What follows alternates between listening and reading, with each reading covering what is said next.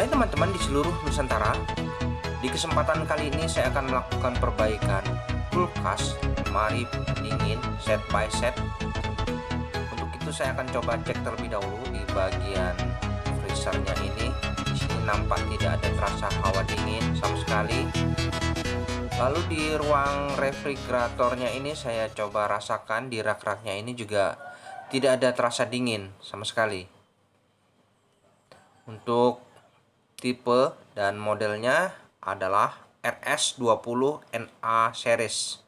Nah, di sini wattnya sebesar 135 watt. Oke. Jadi kerusakannya tidak dingin sama sekali. Untuk itu mari kita coba cek di bagian belakang. Nah, di sini nampak di bagian belakangnya, kita coba lihat untuk diagram kelistrikannya. Ternyata di sini menggunakan sistem pengendali modul untuk kulkas ini. Lalu di bagian bawah di sini ada penutup kap, yang mana kita akan coba buka terlebih dahulu. Oke, saya coba buka terlebih dahulu kapnya ini untuk melihat bagian dalam dari mesin ini. Oke, sudah terbuka. Nah, di sini nampak ada pipa kondensor, fan, ya, fannya bekerja. Saya rasakan untuk mesin kompresor tidak bekerja ini. Kemudian coba saya raba di pipa, tekannya tidak ada terasa panas. Di sini kompresornya menggunakan DK190T2U yang kategorinya adalah sepertiga PK. Oke. Selanjutnya kita akan coba cek di mana letak kerusakan dari kulkas ini. Yang pertama kita akan coba buka terlebih dahulu. Di sini ada PTC relay dan overload. Dan kemungkinan bisa PTC relay ini rusak. Namun kita coba amati terlebih dahulu. Nah, ini mesin kompresor bekerja, ya. Nah, ini bekerja. Kemudian protect, ya. Oke, berarti kesimpulannya mesin kompresor ini sempat bekerja, namun terjadi protect, mungkin karena ampere terlalu berlebihan. Jadi kita akan coba cari terlebih dahulu apakah ini kerusakan pada kompresor ataukah mungkin ada penyebab lain. Maka kita akan coba analisa secara detail. Oke, saya cabut dulu ya sumbernya dari listrik. Yang pertama, kita pastikan apakah di sistem ini masih terdapat freon. Nah, di sini ada filter dryer. Saya akan coba buatkan lubang terlebih dahulu di filter dryer ini untuk memastikan. Nah, ini saya siapkan paku. Saya akan buatkan lubang kecil di filter dryer ini untuk memastikan apakah masih terdapat kandungan gas freon di sistem ini. Jadi untuk mengetahui apakah ini indikasi kebocoran karena kompresor rusak atau memang sudah waktunya kompresor ini mengalami kerusakan.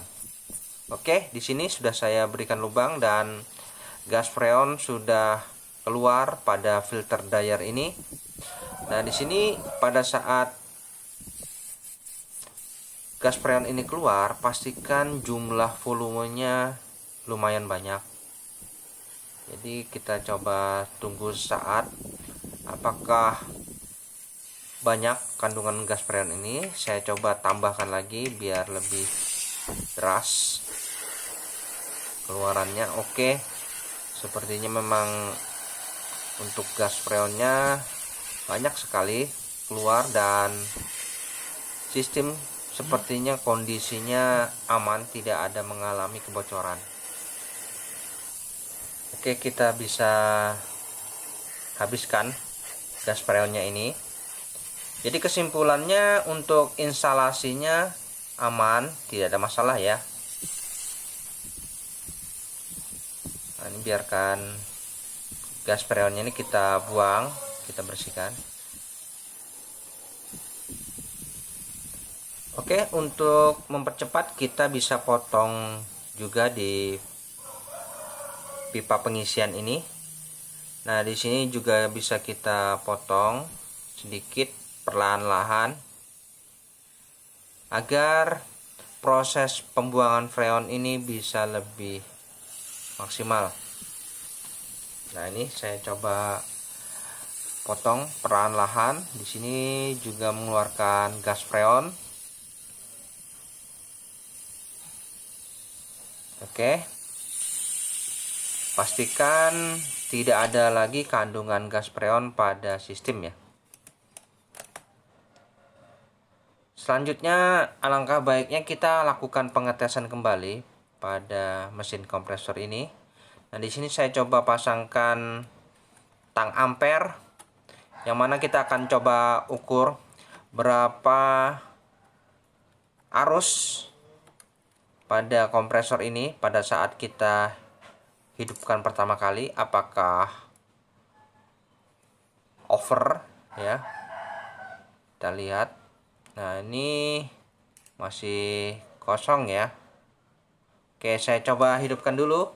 Kita lihat, perhatikan sama-sama apakah terjadi overheat pada kompresor ini. Oke, ampernya 8,4. Wah, cukup tinggi. Dan kemudian kompresor langsung off ya. Oke, jadi kompresor tidak mampu, artinya memang kompresor ini mengalami kerusakan dengan ampere yang tinggi. Oke, saya lepas dulu sumbernya. Jadi saya pastikan fix ini adalah kompresornya rusak. Mungkin sudah waktunya ya kompresor ini mengalami kerusakan. Jadi kita akan lakukan pergantian saja kompresor ini. Untuk melakukan proses pergantian kompresor ini kita harus melakukan pelepasan pada pipa-pipa. Untuk pipa hisap dan pipa tekannya ini kita harus lepas terlebih dahulu supaya nanti kita bisa mengeluarkan kompresor ini guna menggantinya yang baru ya. Oke, saya lakukan pelepasan terlebih dahulu untuk pipa hisap dan pipa tekannya ini. Oke, setelah saya lepas pipa-pipa hisap dan pipa tekan, di sini ada PTC relay dan overload, kita juga lepas. Nah, untuk PTC relay dan overload ini kita lepaskan terlebih dahulu. Nah, ini PTC relay dan overloadnya. Dan untuk overload di sini nampak terlihat pecah, menandakan bahwa memang overload ini rusak ya. Oke, kita lakukan pergantian kompresor. Baik teman-teman, setelah saya lakukan pergantian kompresor yang baru, yaitu Kibi 66C16GA Eco yang kategorinya 1/4 PK ini ya kompresornya. Kemudian untuk ventil pengisian, tidak lupa saya pasang juga pada mesin kompresor ini. Ini saya coba lakukan pengelasan terlebih dahulu untuk ventil pengisian.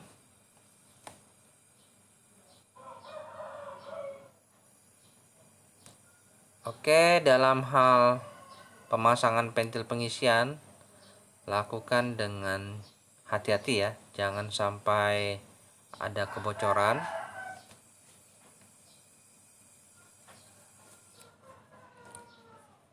Oke, setelah selesai pemasangan pentil pengisian, selanjutnya di sini ada filter dryer Kibi 66C16GAXO kita baiknya yang kategorinya seperempat gantian PK saja. Oke, ini saya siapkan. Jadi saya menggantinya filter dryer yang baru menggunakan seperempat PK. Akan coba lakukan yang aslinya adalah sepertiga PK.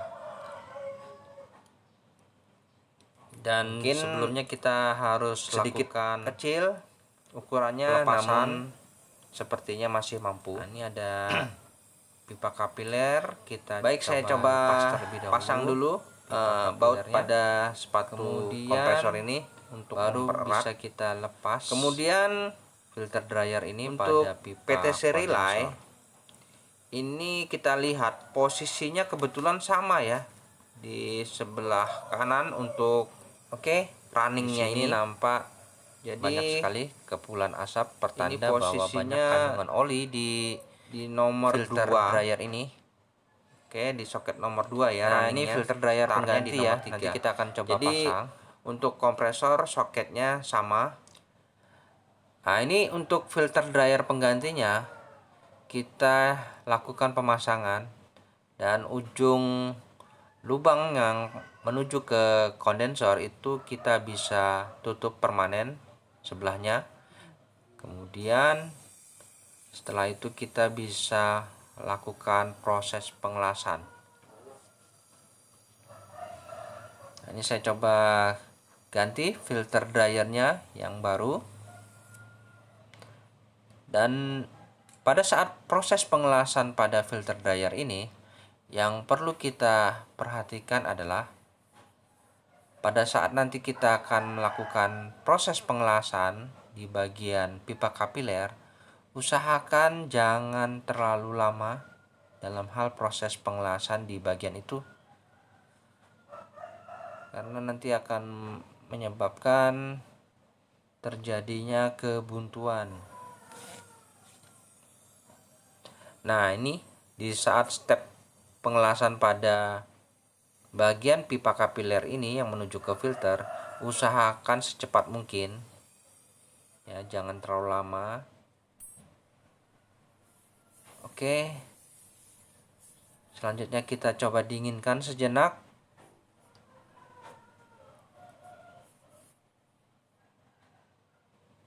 Ya, sudah selesai semua proses pemasangan.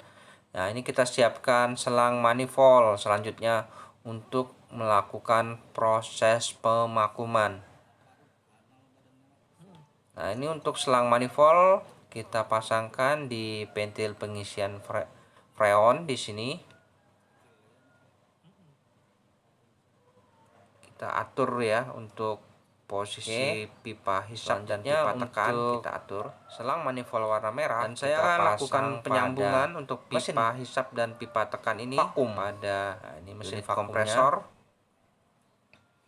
Saya langsung jadi kita akan pasang saja proses pemakuman kembali. Oke, saya hidupkan mesin vakumnya. Selanjutnya di sini jarum manifold masih di 0 PSI. Keran kita bisa buka. Secara otomatis jarum akan turun dan proses pemakuman berlangsung. Nah, ini ya, jarumnya mulai turun. Dan proses pemakuman ini kita lakukan kurang lebih 30 menit ya, teman-teman. Baik, setelah saya lakukan proses pemakuman kurang lebih 30 menit, di sini mesin vakum masih aktif dan kita lihat di jarum manifoldnya ini menunjukkan di minus 30 PSI. Oke, selanjutnya keran bisa kita tutup. Jadi proses pemakuman sudah selesai. Nah, ini mesin vakum kita matikan. Oke, di sini ya jarum manifold tidak naik ya, pastikan.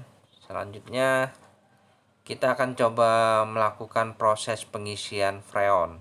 Nah, ini untuk selang manifold yang warna merah kita pasang saja di botol freon. Nah, ini saya menggunakan freon R134. Oke, saya pasang di tabung freon. Selanjutnya kita buka terlebih dahulu gas freonnya ini. Kita buka terlebih dahulu. Dan kita harus membuang udara yang terjebak pada selang manifold warna merah. Nah, ini kita buang dulu ya. Di sini kita buka sedikit supaya gas freonnya ini keluar. Oke, kita buang sekali, kemudian kita tutup kembali. Selanjutnya kita baru boleh memasukkan gas freon pada sistem. Pastikan jarum manifold masih di minus 30 ya. Oke, kita coba masukkan gas freonnya secara perlahan-lahan. Ini kita bisa masukkan terlebih dahulu gas freonnya paling tidak di 40 PSI dalam kondisi kompresor masih off ya. Jadi ini kompresornya masih kondisi mati, off. Kita masukkan gas freonnya. Selanjutnya kita akan memulai menghidupkan unit kulkasnya ini.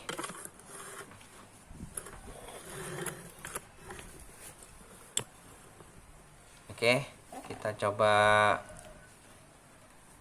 tes.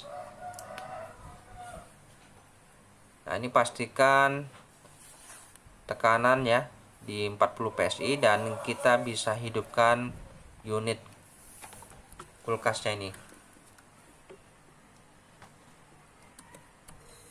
Dan perhatikan untuk jarum manifold setelah kompresor aktif akan perlahan turun. Nah, pertanda bahwa sirkulasi freon sudah lancar. Nah, ini ya, mesin kompresornya sudah aktif. Dan kita juga akan ukur berapa ampere.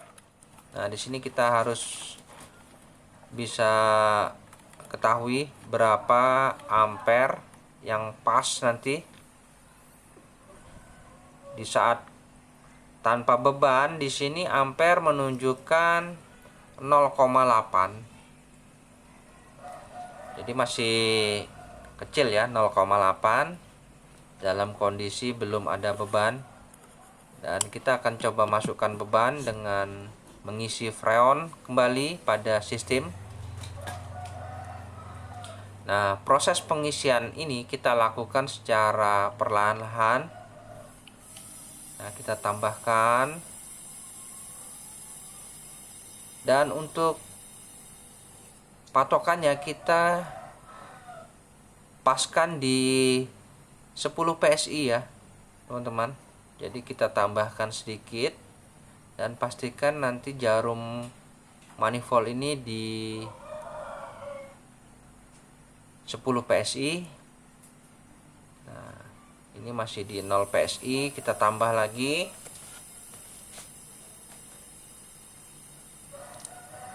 Oke, kita tambah perlahan ya. Dan di sini akan menunjukkan di angka 10 PSI. Kita biarkan terlebih dahulu.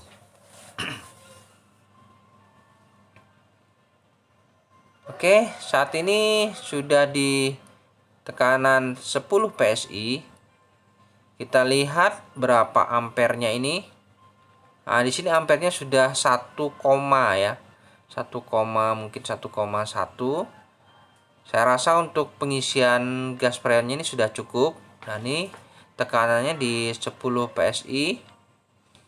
Jadi untuk proses pengisian ini kita hentikan. Jadi kita bisa lepas saja untuk selang manifold yang menuju ke ventil pengisian. Jadi untuk tekanan freonnya tadi di 10 PSI sudah cukup dengan ampere kurang lebih 1,1 ampere ya. Nah, ini 1,0 ya. Oke, 1 ampere sudah cukup untuk kulkas ukuran kompresor 1/4 PK, sudah cukup.